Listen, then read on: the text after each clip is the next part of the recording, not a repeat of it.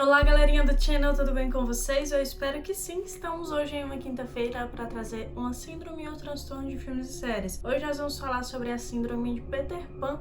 O filme que eu decidi trazer também foi o filme original lá de 2003 do Peter Pan também, que ele tem algumas cenas ali que é bem interessante da gente abordar sobre essa síndrome. Se você quiser saber de como ela funciona, quais são as causas, o tratamento, de tudo sobre ela, fique aqui comigo até o final que eu vou contar tudo para vocês.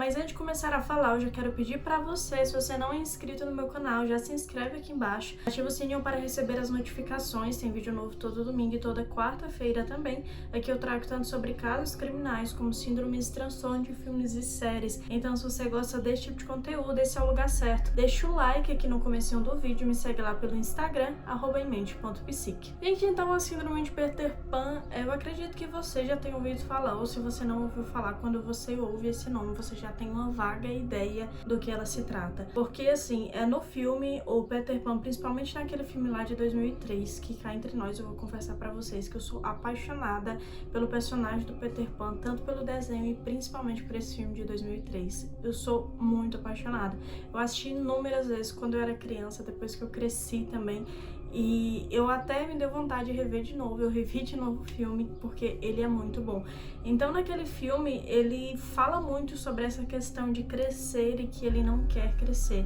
Quando a Wendy até, ela conta que ela quer crescer, que não dá pra ela ser criança a vida inteira. Tem aquela problemática ali no filme que o Peter Pan, a princípio, ele quer ser criança pra sempre e ele não quer também que as outras pessoas cresçam. Então essa parte é basicamente sobre isso mesmo, a síndrome do Peter Pan é sobre adultos que não querem crescer, não querem o ônus do crescimento. Porque há coisas boas dos crescimentos, todo mundo quer ter, né? A vida adulta, a parte que se refere daquilo que é bom, as pessoas gostam, mas quando se trata do ônus, das coisas que não são tão boas, das responsabilidades, de lidar com problemas, de lidar com conflitos, algumas pessoas tendem a não aceitar essa parte. Então, gente, essa síndrome ela ocorre principalmente com homens em torno de 30 a 40 anos de idade. Eu vi muitas pessoas, quando eu tava pesquisando sobre essa síndrome, falarem assim, adolescentes, principalmente de 13 a 19 anos, falando que achava que tinha essa síndrome porque a pessoa não queria crescer. E realmente é um diagnóstico muito precoce, da pessoa se autodiagnosticar, e até um profissional também acredito que não vai dar um diagnóstico para uma pessoa assim tão nova, porque querendo ou não, quando a pessoa ainda é adolescente, ela ainda não foi para a fase adulta, ela ainda tende a ter algumas características mais infantis, e isso faz parte do crescimento. Claro que também a gente não deve tratar um jovem de 19 anos como uma criança ainda, porque isso pode prejudicar realmente com que ele vá a desenvolver. Ele pode ter ali um indício de que ele vai começar a desenvolver, e se ele for tratado como tal, ele pode muito bem desenvolver quando chegar ali na idade adulta mesmo, no ápice da idade adulta, e que ele vai ter que lidar com todas essas responsabilidades. Normalmente mulher, quando tem uma síndrome que se pareça com ela tem na verdade o complexo de Cinderela, que eu não vou falar aqui pra vocês muito a respeito disso, que eu vou trazer sobre o complexo de Cinderela na próxima semana, então vou explicar pra vocês certinhos como funciona agora na parte da mulher. Mas basicamente o homem, ele tem essa questão dele não querer crescer, ele tem atitudes irresponsáveis, e nisso ele pode ter muitos problemas nos seus relacionamentos, principalmente em relacionamento amoroso, porque ele vai ser uma pessoa extremamente egoísta, porque criança, gente, vocês sabem que normalmente elas são mais egoístas. Eu até trouxe um vídeo aqui explicando sobre o comportamento infantil, então eu vou deixar aqui embaixo se você quiser ver depois, explicando sobre essa parte do egoísmo da criança. Então o adulto, quando ele tem essa síndrome, ele vai ser egoísta, ele vai querer e vai imaginar que o mundo realmente gira em torno dele para satisfazê-lo. Então ele não vai aceitar que alguém vá contradizê-lo, e ele não vai aceitar nada, nenhuma opinião, alguma coisa que vale contra daquilo que ele acha que é o melhor. Então, você sabe que para ter um relacionamento com uma pessoa assim não deve ser nada fácil, porque tem coisas que nós erramos, que nós precisamos aceitar, evoluir e mudar. Uma questão também muito interessante da gente citar é que a síndrome do Peter Pan, ela não é uma doença, ela não tem causas biológicas, crianças. Eu já trouxe para vocês aqui diversas síndromes e transtornos, e alguns transtornos eu citei para vocês que possuem a causa biológica, a causa genética e etc. Mas, porém, a síndrome do Peter Pan, ela não possui causa biológica, ela possui causa social. Ou seja, se a pessoa, ela basicamente foi criada de uma determinada maneira que impulsionou com que ela desenvolva essa síndrome. Como, por exemplo, crianças que foram extremamente mimadas. Essa superproteção da mãe para com a criança, do pai para com a criança, pode ser extremamente prejudicial, porque afinal de contas a criança, ela não vai ser criança para sempre. E em toda aquela questão que é até entendível de você querer proteger a criança do mundo, afinal a criança é um ser ali tão pequeno, aparentemente indefeso, tão inocente, o mundo é tão mau. Mas aquela criança, ela não vai ser criança para sempre e ela precisa aprender a lidar também com seus próprios conflitos, para que ela tenha um crescimento saudável, para que ela seja um adulto também responsável. Então essa super proteção na infância pode prejudicar muito essa parte do desenvolvimento na vida adulta. Então quando a pessoa cresce, por que ela vai querer sair da casa dos pais dela? Por que ela vai querer lidar com responsabilidades? Se não lidar com responsabilidades é muito mais fácil, é muito melhor, entre aspas aqui, o melhor. Então normalmente você vê aqueles adultos que têm 30 anos e estão morando com seus pais ainda, e ele fala que ele não vai sair da casa dos pais dele porque na casa dos pais dele é confortável, ou até também que os pais precisam dele, quando na verdade é o contrário, é ele que precisa dos pais. Essa questão, gente, de sair da casa dos pais é realmente um ápice da vida adulta, é uma questão de independência, é uma questão da pessoa começar a construir a sua própria vida, a sua própria história, sem ter uma ajuda ali direta dos seus pais, onde ela vai ter que resolver conflitos diretamente, onde não vai ter alguém que resolva o conflito para ela. Então sair da casa dos pais é muito importante sim quando chegar na idade certa, quando chega no ápice da vida adulta, para a pessoa começar a ter uma vida adulta normal e responsável. Agora nós temos também um outro lado da questão, que é crianças que foram, na verdade, maltratadas, que não tiveram uma boa criação, que foram ali praticamente abandonadas pelos pais. Para vocês observarem, gente, que tudo demais é veneno. Tem muitas pessoas que têm visões extremistas sobre as coisas, mas quando se trata da vida humana, é extremamente delicado lidar com a vida humana, porque tudo que é exagerado, por mais que esse exagero seja remetido a algo bom, pode ser ali de certa forma prejudicial.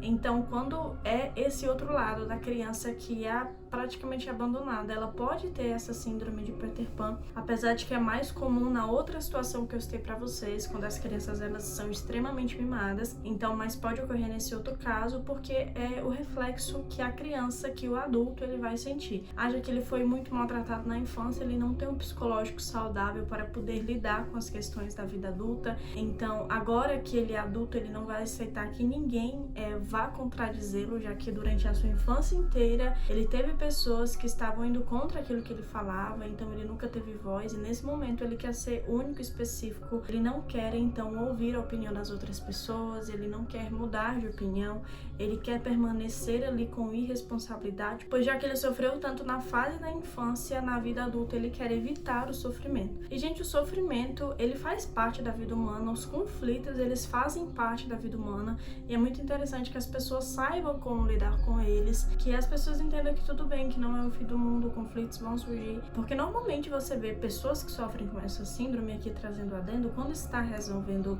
algum tipo de conflito, aquela pessoa vai basicamente travar ou não vai querer aquele de jeito nenhum, por justamente pensar que é o fim do mundo, justamente por pensar que naquele momento ela não quer lidar com aquilo porque é difícil. Então, gente, adultos como esse pode ter problema sexualmente, vai ter problema nas amizades, nos relacionamentos, um problema ali até com seus próprios pais, porque em um determinado momento os pais eles estão ali mimando extremamente a criança, e pode ser quando o filho cresça já deu, entendeu? Aquele momento, então os pais vão querer que o filho tome o rumo da vida dele, os pais começarem a viver uma nova vida, um novo processo da vida deles, que é quando os dois ali estão de volta sozinhos em casa novamente, para começar a viver uma nova fase. Então o filho não vai sair do pé deles, o filho vai querer que os pais resolvam todos os problemas, e vai chegar um determinado momento em que isso não vai ser tão legal assim para os pais, porque crianças pedirem para os pais resolver as coisas é uma coisa, agora adulto pode ser diferente. Então é por isso que é sempre bom, repito, a gente pensar que a criança não vai ser criança para sempre, que na fase adulta ela pode repetir comportamentos que ela teve na infância, porque ela sempre foi condicionada e acostumada com essas coisas. Por isso que é importante que às vezes deixe a criança ali resolver um conflito. Apesar dela ser criança, ela está em processo de desenvolvimento. Outra coisa muito importante no que se refere ao tratamento de pessoas que possuem a síndrome de Peter Pan, dificilmente a gente vai necessitar de uma intervenção medicamentosa, porque como eu falei para vocês, ela não é uma doença, ela não se caracteriza por problemas biológicos, e sim por problemas sociais. Então a psicoterapia é essencial, é muito importante mesmo que a pessoa que tenha esses sintomas, que tenha essa síndrome, tenha um acompanhamento psicológico, porque ali vai ser basicamente um recondicionamento de comportamento, vai ensinar um novo comportamento, vai abrir os olhos daquela pessoa para como o mundo funciona de verdade, não que aquela pessoa fique ali só naquela janela daquilo que ela quer ver e com medo das outras coisas que estão para fora daquela janela. Então, a psicologia é muito importante nesse trajeto, a terapia é muito importante nesse trajeto, para que a pessoa vá mudando seus comportamentos, para que tenha também uma vida adulta boa, uma vida adulta saudável. Apesar de que a vida adulta faz parte também resolver conflitos, não quer dizer que ela é de todo ruim. E mesmo resolvendo conflitos, a gente pode tirar algo bom dali, porque essas coisas faz parte e é a beleza da vida. Então, gente, se você conhece alguém que tem esses sintomas, é muito importante que você incentive essa pessoa a procurar ajuda, porque normalmente bater de frente com pessoas assim não é o melhor caminho a se tomar, porque ela normalmente vai ignorar aquilo e vai seguir aquilo que ela quer seguir. Então é importante que no processo de procurar ajuda, de você incentivar ela a procurar ajuda, ela ir fazer um tratamento adequado, para que assim ela comece a desenvolver essas questões e passe também a ouvir mais as outras pessoas. Outra coisa sobre essa síndrome que eu acho que vale a pena citar, e acredito que vocês já devam imaginar que realmente o nome ele foi inspirado no filme, justamente por o filme trazer essas questões que eu já expliquei pra vocês, é do Peter Pan não querer crescer. E no filme ele tem uma certa beleza ali, eu até me lembro que na época quando eu era criança eu via que o Peter Pan dizia que não queria crescer, e eu de certa forma achava que aquilo estava certo, entendeu? Eu pensava, não, crescer realmente deve ser muito ruim, então ele está certo, por que a Wendy não quer ser criança pra sempre também igual a ele? Mas claramente depois quando a gente vai crescendo, a gente vai entendendo que as coisas não são bem assim, que crescer também faz parte da vida humana, e é interessante que nós vivamos todas as fases da vida de acordo com o que elas são. Na época de criança, vamos ser criança, vamos brincar.